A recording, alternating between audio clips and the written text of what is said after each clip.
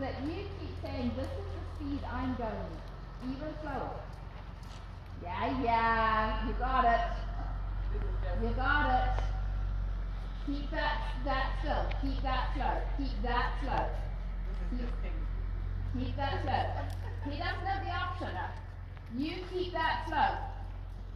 You keep that slow. Even slower. Even slower. So you can say to him, yes, he got distracted by the tractor, even slower. But use that distraction even slower, because once he is slow, it's easier to keep him there. Yeah, you got it. Can you feel how now it's becoming more consistent? It's staying the same. Stay slow. Stay slow.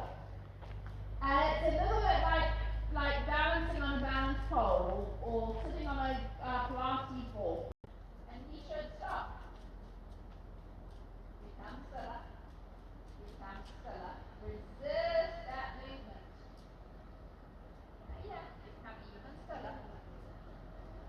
Become even stiller. Even more. It's really hard. Yeah, even more. Close your thighs. Add what you think is too much tension. Add what you think is too much tension. Perfect. Like that. Make me stop again. Make me stop again. There.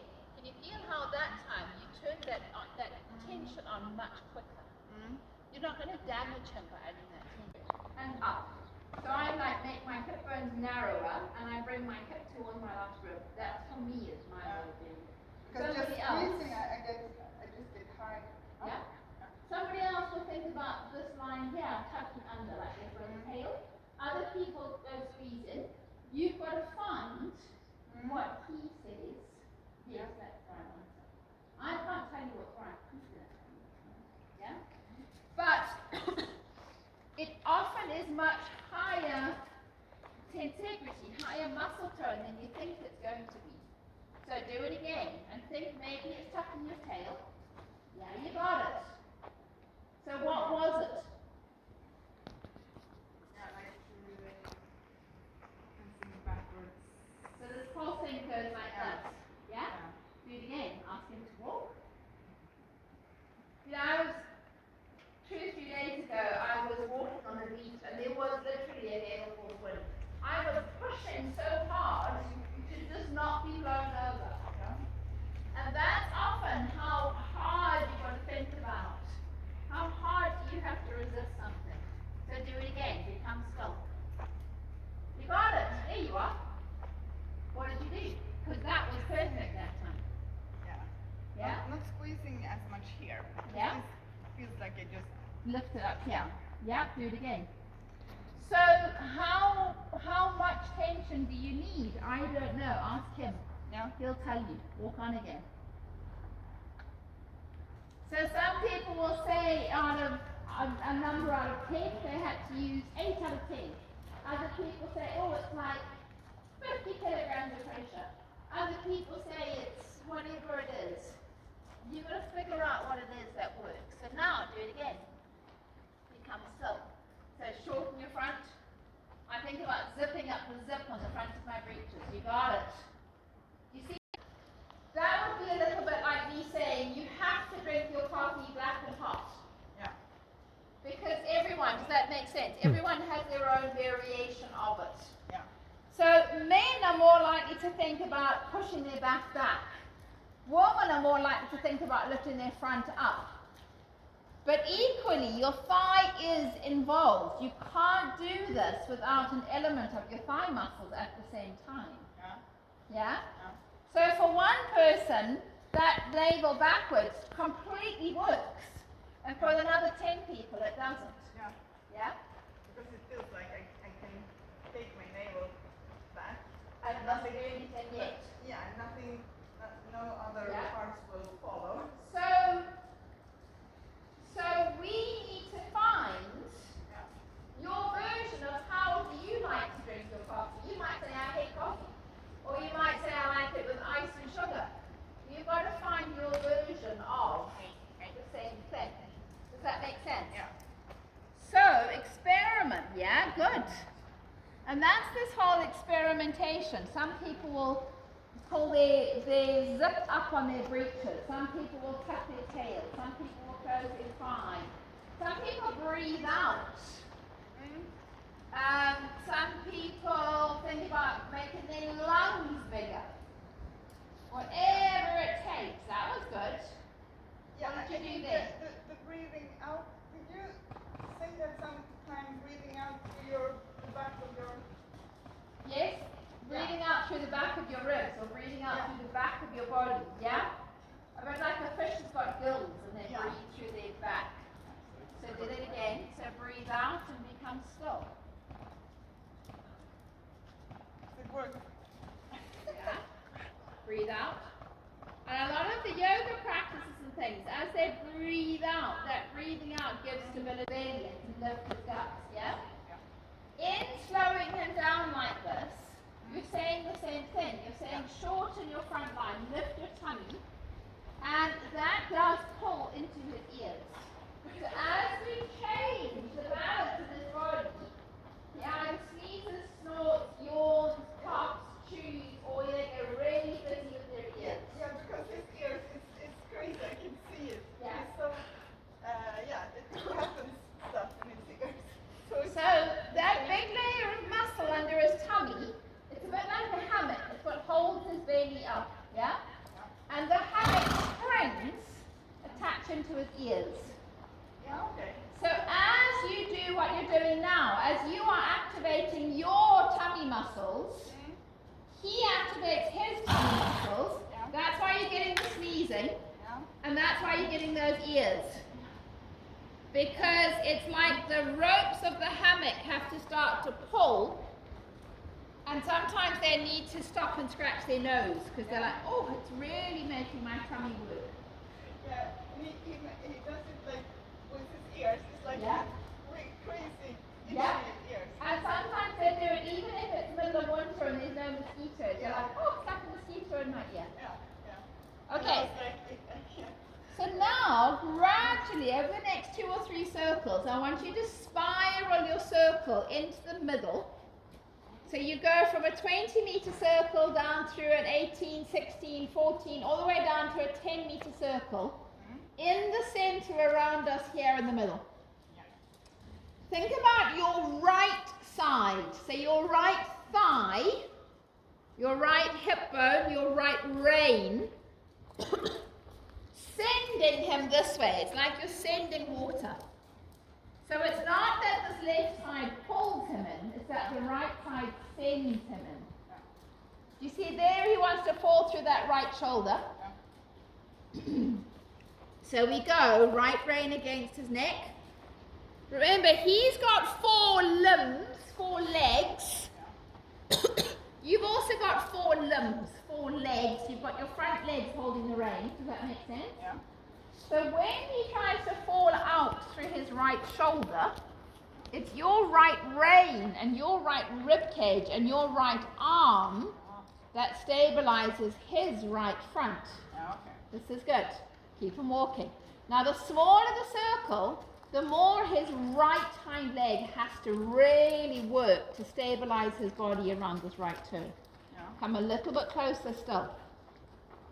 Now, by holding him on this small circle, you can imagine it's painted in the sand, and you're really stabilizing him where you want him to be without the help of the wall on the edge of you. Make sense? Yeah. Now, you're going to use your left side, and you're going to send him back out again. So, think about him moving out through his ribs. We don't want him just throwing the shoulder out or just moving his tail out. We want him to go out through the rib cage. So your left side now says, I'm the sending side. You send him to the outer edge. And your right side is the receiving side. Your right side makes room for him to step to the side.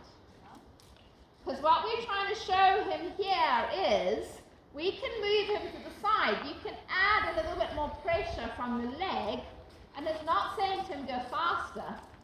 It can be saying to him go sideways.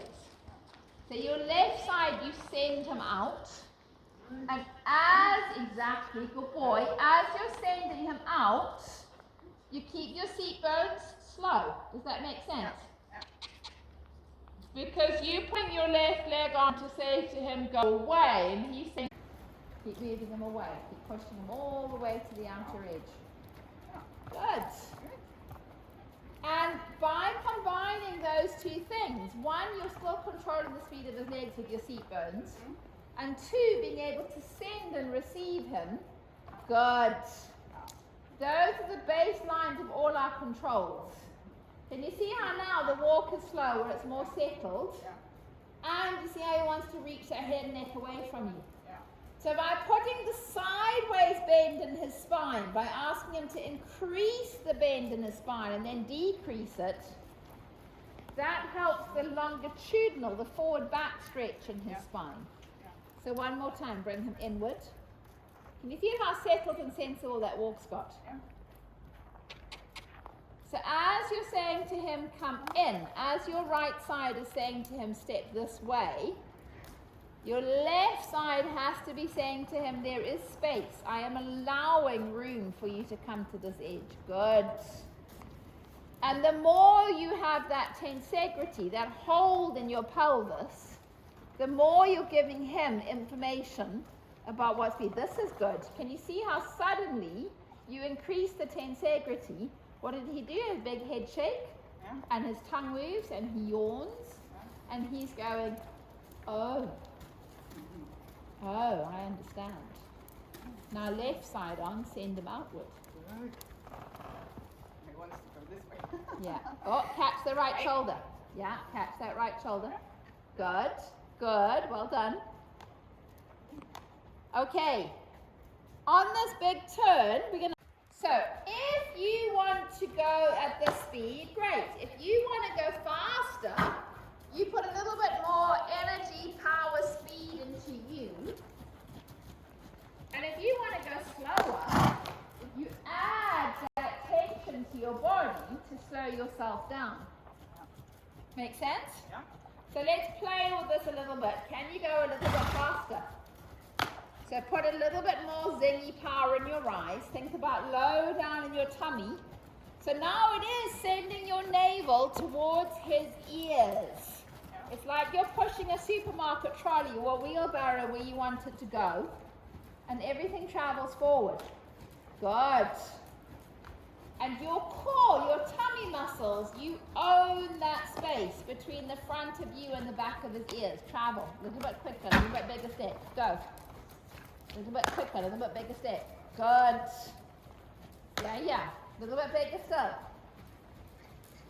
I want it to be going a little bit fast so that we can then slow it down a little bit. Go a little bit quicker still. There now. This is not, he doesn't usually run this much, so it's... Okay, so he's going, whew.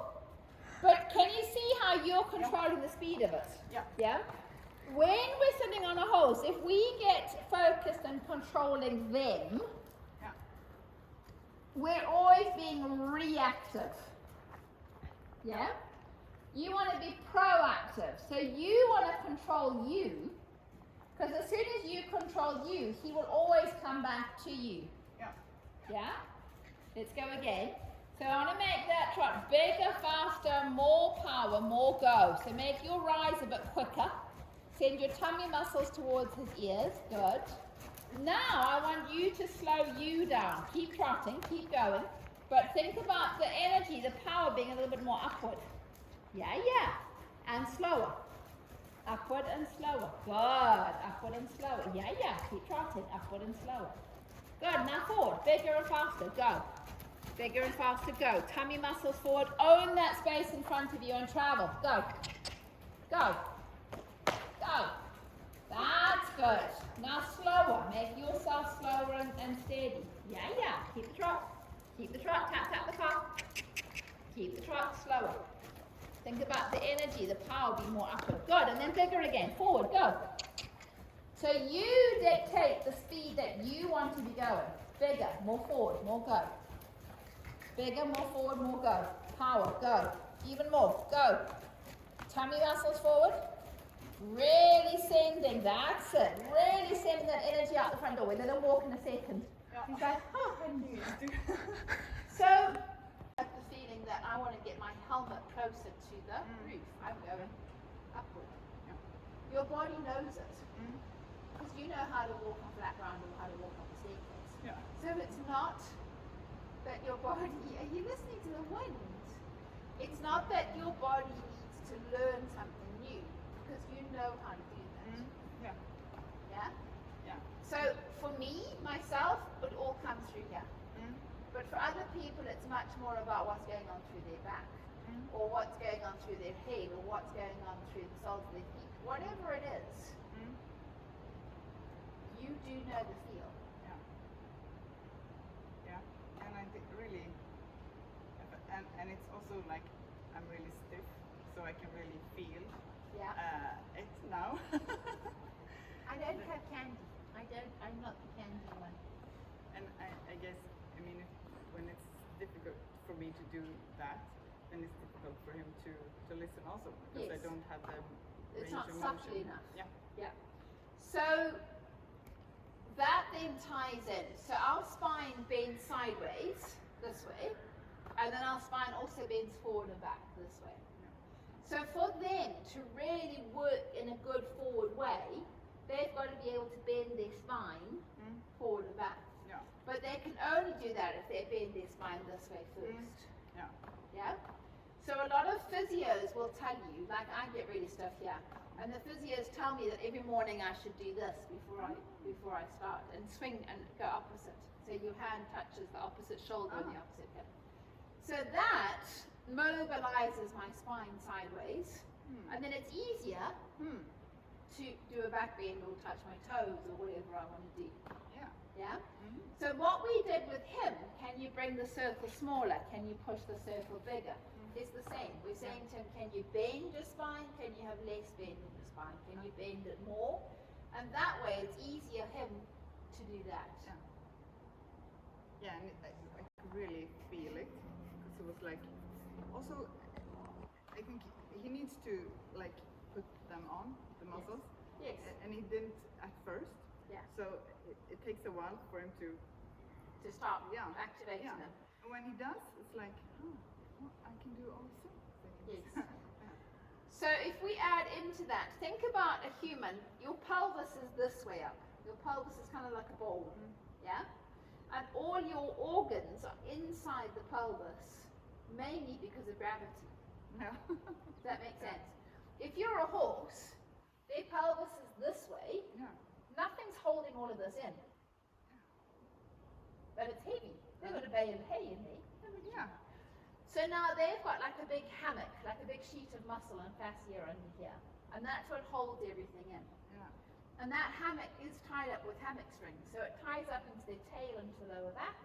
And the front hammock strings go to their tongue, their nose, their ears, their throat. And that's why when he really starts to work, the ear goes, and then he might stop while he got an itchy nose, because it's all the release of the pressure under here. Yeah. That's why you've got that elastic band underneath to get into work like this. Yeah. But you can get into it like this using the mechanics of movement. You don't need to put other things on it. Yeah. Does that make sense? So this is, I think, I was thinking, it helps him to remember it, to activate it. But if you activate here, that's a much bigger help. Yeah, okay, yeah. Horses work on something called biotensegrity, which is a little bit, I'm going to climb the stairs. I'm going to go up there to where the door at the top of the staircase.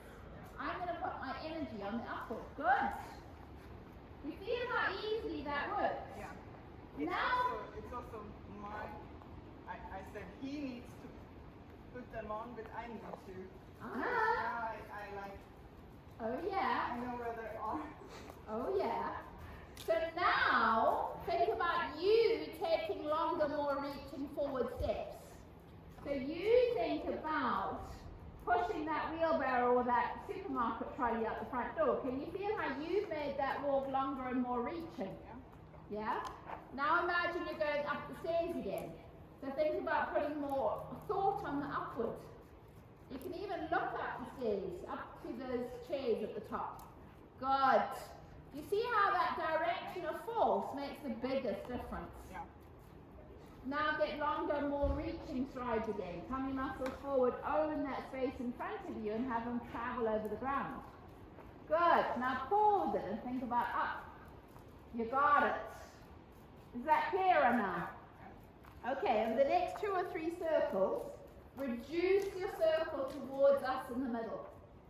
So it's just like you're drawing a spiral on a piece of paper. It's not an abrupt movement. It's a gradual, steady spiraling. Good. Keep his attention. Yeah. Keep his attention. It's a gradual spiraling in. Good. Keep bringing him closer to me in the middle. Outside leg and outside rein. So the left side of your body is sending him towards me, and your right side is slightly allowing him to come in this direction. Good, there. That's the main difference when we want to turn a horse, is one side is sending while the other side is receiving. If you don't open the receiving side, he's got nowhere to go. Yeah. Now, increase the circle. So right side send him outwards, and left side allows him space. Good. And within that, you could choose to change the speed. So let's think about sending that energy more forward, so that you send his ears away from you. There. You see how his whole neck and his head extended out in the front. Now imagine you're going up the stairs. So now put that energy, that thought on the upward. Good. See how easy it is? Yeah. He's just as attentive now as the other one. Yeah. Just changing the way I think. Yes. Oh. And it's that changing in the direction of force, changing in the direction of where you're wanting to move. Yeah. That, yes, it's in your thinking, but your muscles are doing a lot of that as well. Yeah. Okay, let's do that one more time and walk. So, can you slow yourself down just a touch? Yeah. So you hear when you went into it on this side, that clunk clunk. That's called forging. That's him saying, I've lost my balance. Why did he lose his balance? Because can you feel you lose your balance in this direction? Yeah?